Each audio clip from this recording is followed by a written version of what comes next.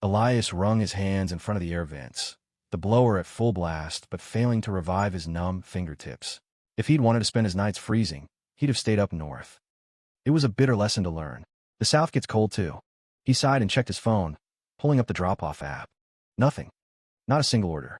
It looked like he'd be sleeping in the chill to save gas tonight. He found himself actually craving the humid, suffocating summer nights he'd cursed just months ago. Elias set the phone back down and stared into the dark, praying to the gods of any religion for just one order. Even a $5 job would be enough for a cup of gas station soup. If he was in a freeze, he'd rather do it on a full stomach. Suddenly his phone pinged. A sleek black box with gold lettering hovered across the center of his screen. Exclusive offer. $500. High discretion required. Under that sat the question. Do you accept? Flanked by 2 gold buttons. Yes or no. There was no company logo, no help icon, and no further info. Before his brain could even process the sketchiness of it, his thumb hit yes. The order details snapped into view with bold clinical instructions. Drop the order, collect your cash from under the welcome mat, and get back in your vehicle.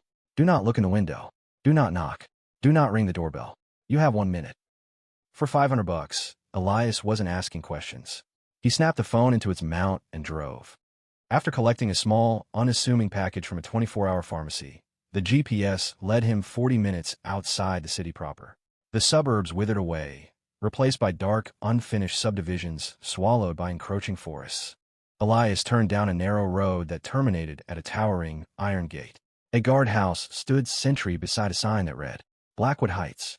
He pulled even with a call box mounted to the guardhouse. The window of the booth was tinted, and though the interior was well lit, he couldn't see a soul inside. He pressed the call button. The line rang once, then fell into a heavy silence. Just as Elias turned to check his phone, the gate began to creak open with a slow mechanical groan. Elias drove through without noticing the bars on his phone vanish, replaced by the white letters SOS as he entered. He didn't notice that the world had gone unnaturally quiet. The faint city hum, the chirping insects, and the wind had all been cut, as if by a switch. The only sound was the rhythmic rattle of his car's heater. The neighborhood looked brand new, manicured, sterile, and entirely unlived in. Massive mansions sat like monuments to the 1%.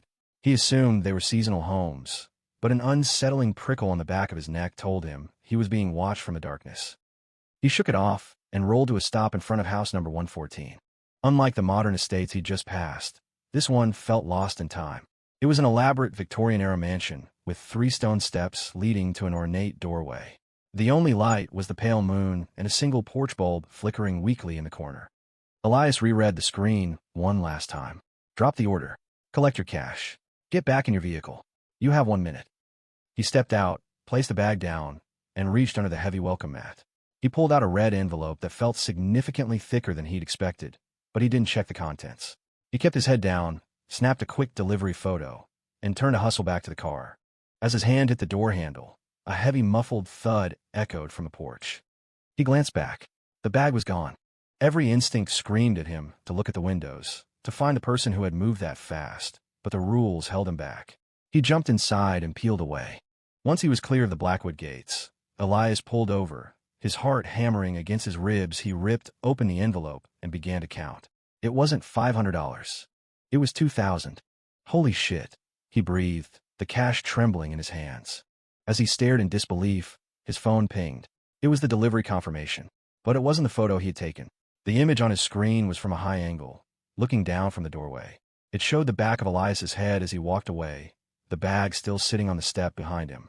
He shivered. A final notification popped up in that same sleek black and gold box. Black tier, order complete. Customer note. You were 4 seconds late leaving. Do not let it happen again.